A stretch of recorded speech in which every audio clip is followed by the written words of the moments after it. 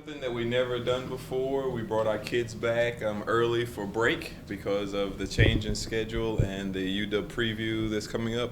And Mother Nature said, "Don't do things like that without consulting me first." So we spent our time shoveling lane one to get a little work in while before school started. So that's kind of track in general right there. Was that a good omen to start the season, or bad? Well, I don't Yeah. know about for them, but it definitely hurt my back. Luckily, we have a good staff here, and Ron and Carissa did a fabulous job of helping us navigate some of those Mother Nature type things. But we also practice over in the mode usually this time of year, so it turned out and worked out well.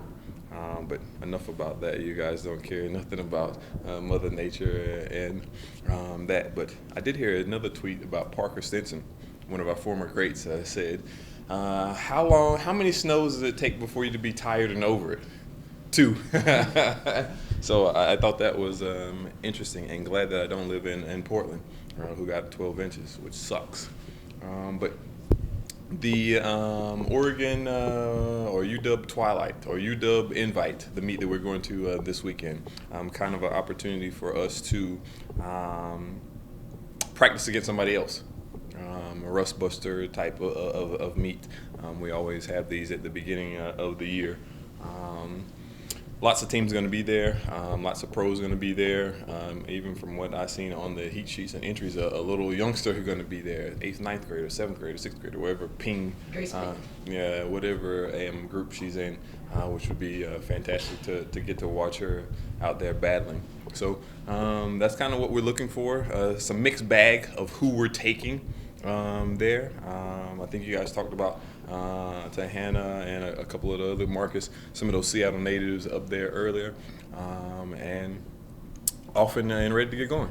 Hannah seems pretty motivated to get going herself. What are your thoughts on where she's at and what you're looking from her? Of course, we do a lot of testing and a lot of things like that in the fall and then leading up to the winter, and she's done a fantastic job in that. She was someone that came to us last year and showed early promise, and then did well throughout the year. And she should be excited because her testing looks really well, and as well as all the kids going in there. But you never know until the lights come on, so we'll see how it goes. Speaking of the lights coming on, you have a lot of freshmen, a lot of newcomers. Is there anybody you're excited to see in particular when the lights come on this weekend? Yeah, well, we were talking about this as a staff, and there's no real one person that stands out because all of them are really, really talented. But you said the key word there, them being freshmen. Of course, we try to help educate them that this is still track and field, is still 60 meters or 200 meters or whatever the distance is that they're competing in, and try not to make it bigger than what it is. You've done this 1,000 times in your life, and you've done it another 1,000 times here in practice. So just go out there and do what we do in practice, and just because there's people there cheering and guns going off, don't make it any more or harder than it has to be. Obviously, you got the distance guys and the milers on the men's side, and you got the sprinters on the women's side. But what other strengths do you have on both of those teams? You said the distance and the sprints. We got the throws, we got the hurdles, we got the jumps. What other disciplines are there in the track and field? So I think we're pretty balanced, as we've always been. In those events, we're going to score in a multitude of event areas and places, and that's how we'll attack this upcoming year. Edward's obviously shown versatility through the years indoors. Do you have a plan for him going into this year and kind of what you want him to focus on? Yeah, of course, there's always a plan. Run fast, turn left. That seems to be a good starting place He does that pretty to go. Yeah, really good. So we'll take it as it comes. Of course, oftentimes the plans sometimes get derailed. So we'll see where it goes.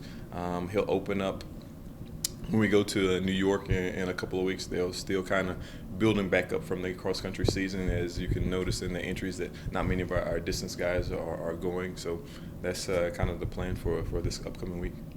As the season moves on with the distance team, I mean, where do you expect people like Matthew and Katie to focus? Do you see them in the mile? Chris, you're asking questions that we've been asking. We don't know. Just as always. Last year, let's take for example, your question is spot on. When I say I don't know, we really don't know. You heard there in the Bowerman when they were talking in the award when they were talking about Edward about is he going to run the DMR right after running the 5K, and he came back and ran. But that was a 20-minute decision before he goes to the start. And so you're asking me about something in March or February, and we've batted around and thrown around 1,000 ideas, even as late as yesterday. Coach Powers and I were sitting down and talking about how do we place these individuals. We have lots of milers. You know, we could probably enter 5 or 6 guys in the mile that could run under 4 minutes. We got guys that can run in the 3K. Then of course there's a DMR. So at this point in time, all of those are options. Do you kind of like having all those pieces to be able to move across the board? Would you prefer something a little more settled? No, I'd be lying if I said it's not a good problem to have. I'd rather have 3 cars than just one, because you never know when you're going to get a flat tire on one of those. But unfortunately, I only have one, and so I take really good care of it and hope it gets me to and fro. These are what's that saying? They say not rich people problems, but first world problems. These are first world track and field problems that we got here at the University of Oregon, to have so many talented people that we can mix and move around.